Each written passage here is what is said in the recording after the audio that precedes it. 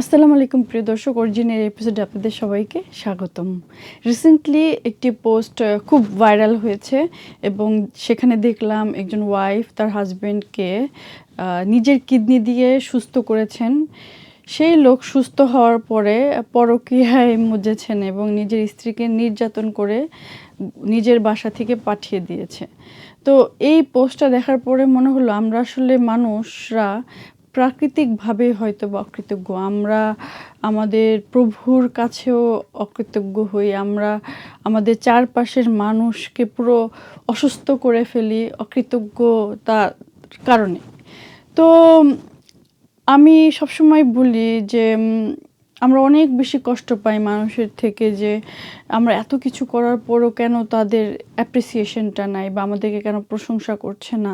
আমি যখন কারোর জন্য কিছু করি আমি কারো থেকে বিন্দু পরিমাণ আশা রাখি না যে আমার জন্য তারা হয়তো একসময় করবেন।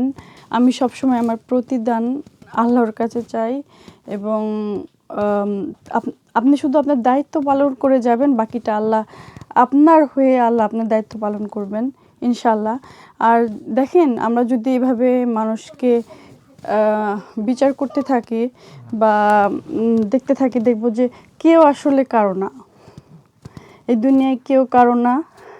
আর কাট করতে করতে করতে করতে নিজের সন্তান, স্বামী, মা বাবা কেউ বাদ যাবে না, কারণ কেউ কারো মতো না, কেউ কারো মতের মতো না। তো ওভাবে করে কাট দেওয়া যাবে না, সবার সাথে মিলেমিশে একসাথে থাকতে হবে, চেষ্টা করতে হবে সবার দায়িত্ব পালন করার আপনার সামর্থ্য অনুযায়ী, এবং প্রত্যাশা সব কিছু আল্লাহর জন্য, মানুষের জন্য না। দেখুন, এই লোকটা কিডনি পেয়েও কী করলো শেষে, ওই যে বলেন না, মানুষ কলিজা কেটে দিয়েও বলবে যে লবণ কম হয়েছে। সো ওরকম আর কি ঘটনা।